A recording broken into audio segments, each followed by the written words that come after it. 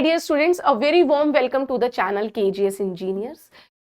तो गाइज एक बार फिर से आज मैं आपके साथ जुड़ी हूँ एक नई वैकेंसी की अपडेट के साथ। और आज की जो वैकेंसी है वो निकल रही है हमारी CIL की तरफ से, कोल इंडिया लिमिटेड की तरफ से वैकेंसी निकल कर आई है। इस वैकेंसी की डिटेल आप पूरी देखिएगा और इसकी खासियत जो है वो बता दूं, वो ये कि जो भी कैंडिडेट्स पूरी नोटिफिकेशन देखने के बाद एलिजिबल पाए खुद को, वो फॉर्म जरूर भरना, क्योंकि आपको काफी कम कंपटीशन देखने को मिलेगा, लेकिन पे स्केल अच्छा है, तो भाई भर जरूर लीजिएगा। ये मत देखना वैकेंसीज कम है, वैकेंसीज भी ठीक ठाक है, हमें तो एक ही चाहिए। तो देखिए जरा नोटिफिकेशन क्या कहती है। सबसे पहले इसकी जो ओपनिंग डेट है, मतलब आज से ये शुरू हो रहा है, आज 15 जनवरी से इसका फॉर्म भरने का प्रोसेस स्टार्ट हो रहा है सुबह 10 बजे से 14 फरवरी तक है। आज ही HPCL का भी फॉर्म निकला है और इसका भी, दोनों की डेट सेम है, याद रखिएगा। अब वैकेंसी निकली किस किस के लिए है उस पे आ जाइए। सबसे पहली आती है हमारी कम्युनिटी डेवलपमेंट, यानी कि जिन्होंने आपकी PG की हुई हो, 2 साल की कम से कम पोस्ट ग्रेजुएशन किसी सोशल वर्क में हो, रूरल डेवलपमेंट, इन सब के लिए है ये पोस्ट। फिर इसके बाद हमारी बीटेक लेकिन एनवायरमेंटल वालों के लिए। जी हां, अगर आपने फर्स्ट क्लास डिग्री अपनी ऑब्टेन की है लेकिन एनवायरमेंटल इंजीनियरिंग में, ये याद रखिएगा, BE है, बीटेक है, जो भी, या फिर कह रहे हैं कि अगर आपने कोई भी पोस्ट ग्रेजुएशन डिग्री या डिप्लोमा भी किया हुआ है 60% मार्क्स के साथ, तो आप अलाउड हैं। ठीक है, यहाँ पे ये एनवायरमेंटल वालों के लिए है। फिर इसके बाद फाइनेंस की पोस्ट है जिसमें CA मांगी है, लीगल की पोस्ट जिसमें उसने लॉ की डिग्री मांगी हुई है। ठीक है, याद रखिएगा। फिर इसके बाद मार्केटिंग सेल्स की है जिसमें MBA होना है। फिर एक पोस्ट आती है ये वाली हमारी मटेरियल मैनेजमेंट की।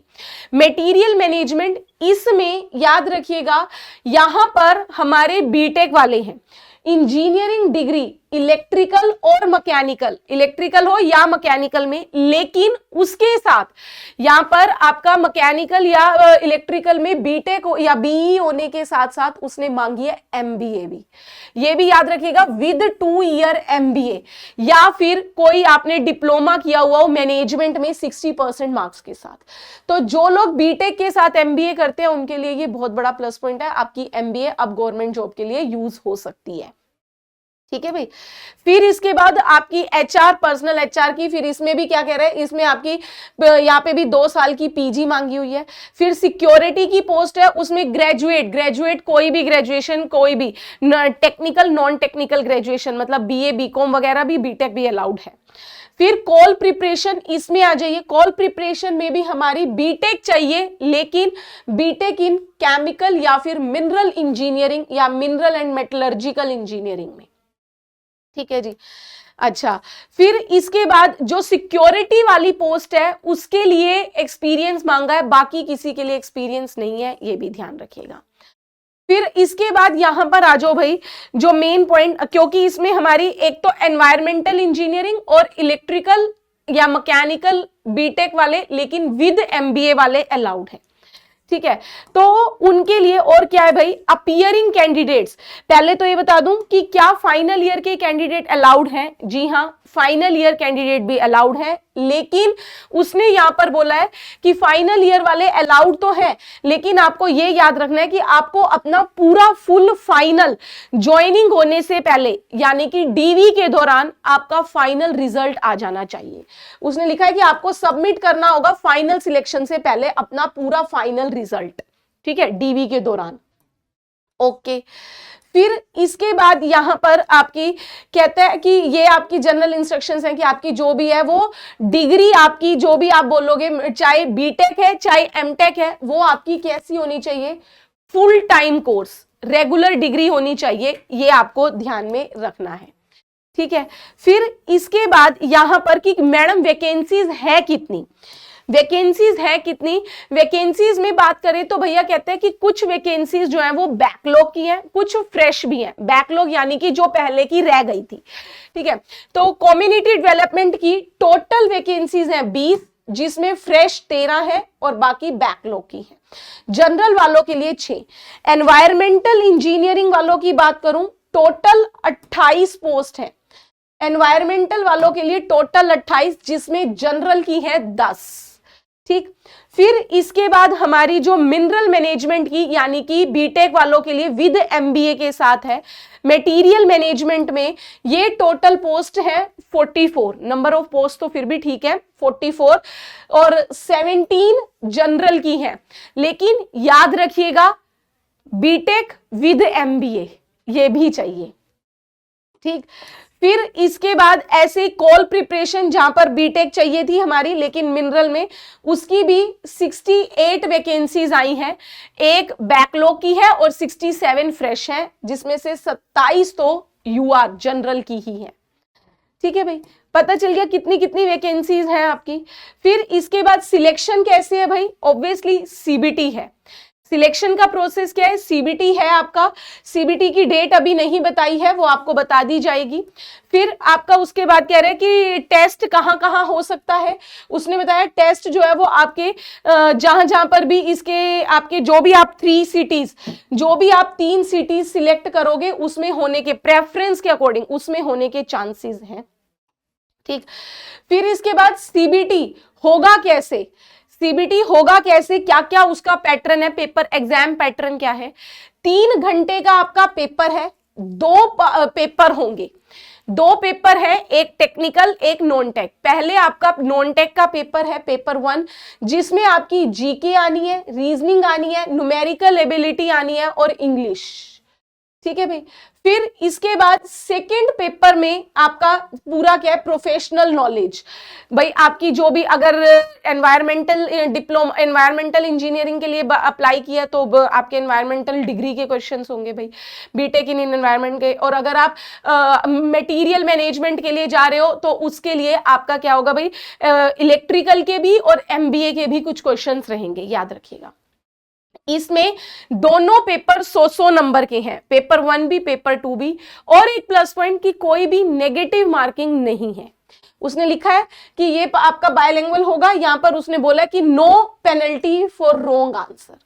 भैया गलत हो गया कोई बात नहीं, तो आप मैक्सिमम से मैक्सिमम क्वेश्चन जो है वो अटेम्प्ट कर सकते हो, कोई दिक्कत नहीं आने वाली, ठीक है। अच्छा, फिर इसके बाद इसने यहां पर बोला तो है मिनिमम मार्क्स, लेकिन मिनिमम नहीं भाई, मेरिट लिस्ट के ऊपर जाता है, तो मिनिमम पे आप ध्यान नहीं दीजिएगा, मेरी ये हिदायत है। अब इसके बाद जब आप यहां पर क्या कहता है, जब आप पेपर निकाल लेते हैं, आपका सिलेक्शन हो जाता है, तो आपकी जो सिलेक्शन ऑफिसर जो आपका डेजिग्नेशन रहेगा वो रहेगा एमटी का, डेजिग्नेशन आपका रहेगा एमटी ई ग्रेड 2 का। यहां पर ध्यान दीजिएगा। अब आप जब यहां पर नो ऑब्जेक्शन सर्टिफिकेट, फिर इसमें नेक्स्ट आपको आना है, इस पे ही बताती हूँ, रुकिएगा।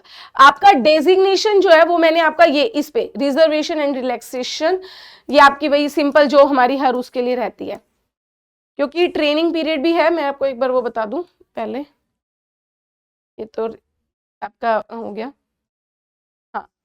ये देखिए ये आ गया कंपनसेशन एंड पे, कि मैम पे स्केल क्या रहेगा। यहां पर जब आप सिलेक्ट होते हैं तो आपकी डेजिग्नेशन रहेगा मैनेजमेंट ट्रेनी इन E2 ग्रेड, और तब आपका जो पे स्केल रहेगा वो 50,000 से लेकर 1,60,000 के बीच में रहेगा, ठीक है भाई। ये आपका पर मंथ है during training period, training period के दौरान। लेकिन सेम ये प्रोसेस ना एक एचपीसीएल में भी की है, यहां भी कर रहा है, लेकिन यहां पर क्या कहता है कि आपका इस टाइम पे यहां पे क्या करेगा, आपका डिडक्शन होगा, डिडक्शन रखेगा पर ईयर का, ठीक है।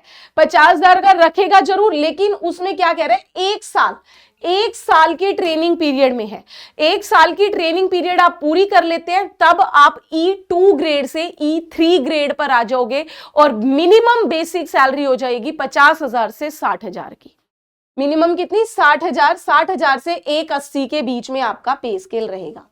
लेकिन इसमें आपको यह भी ध्यान देना, पोस्टिंग आपकी कहीं पर भी हो सकती है। यहां पर आ जाइए, पोस्टिंग आपकी जहां पर भी CIL का प्लांट होगा वहां पर आपको कहीं पे भी दे सकते हैं। ये सर्विस एग्रीमेंट बोर्ड, इसमें क्या कहते हैं कि आपका यहां पर उसने क्या बोला, appointed candidate are required to serve the company for a minimum period of 60 month, 60 महीने, 60 महीने, कम से कम 5 साल के लिए आपको सर्व करना है। ठीक है, इसमें उसने क्या बोला है कि आपका इसके लिए 3 लाख का सर्विस बॉन्ड भी आपको साइन करना होगा। और मैंने अभी कहा था ना कि आपका जो स्टार्टिंग ईयर है वहां पर आपका डिडक्शन भी होगा, तो उसने यही बोला 5,000 पर महीने आपका डिडक्शन होगा। लेकिन जब आप यहां पर अपने 60 महीने पूरे कर लेते हैं बिना इंटरेस्ट के, ये भी याद रखिए, विदाउट इंटरेस्ट आपको वो पे भी कर दिया जाएगा। ये जो डिडक्शन किया जाता है ना, वो सिर्फ इसलिए कि भैया ये ना हो आप ट्रेनिंग लेके छोड़ के चले जाएं काम सीख के, तो भाई आप कॉन्टिन्यूसली कंपनी को सर्व भी कीजिए। ठीक है, ये आपको ध्यान रखना है। अब बात आ जाए, बीच में हमने एक पॉइंट रह गया था, मैंने बताया नहीं आपको जान के, कि ये फॉर्म कितने का है। फॉर्म जितना सेम एचपीसीएल का है ना, सेम उतने का ही है। 1180 रुपए का फॉर्म है भाई। ये आ जाइए, एप्लीकेशन फीस कितनी आपकी, टोटल 1180, जीएसटी इंक्लूडेड है। लेकिन अगर कोई बैंक चार्जेस हुए वो आपके इसमें लगेंगे। यहां पर जनरल ओबीसी के लिए, ओबीसी एससी एसटी के लिए, जनरल ओबीसी और आपकी ईडब्ल्यूएस के लिए है, याद रखिएगा। ठीक है भाई, एससी एसटी हो या पीडब्ल्यूडी कैंडिडेट्स है या जो ऑलरेडी सीआईएल में वर्किंग कैंडिडेट है, उनके लिए कोई भी फीस नहीं है, एग्जम्प्टेड फ्रॉम द फी। ठीक है भाई, ये आपने ध्यान रखना है।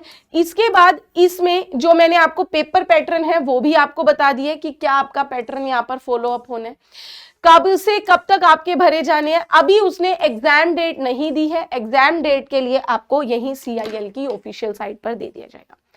तो कौन कौन एलिजिबल है, कब से फॉर्म भरे जाने, मैंने सारी डिटेल आपको दे दी है। अगर आपको लग रहा है if you are comfortable, if you are eligible, then go ahead, form fill कर लीजिए। ये याद रखिएगा, अगर BTech in electrical, BTech in mechanical है विद एमबीए तो जरूर भरिएगा, क्योंकि एक अच्छा फायदा मिलेगा।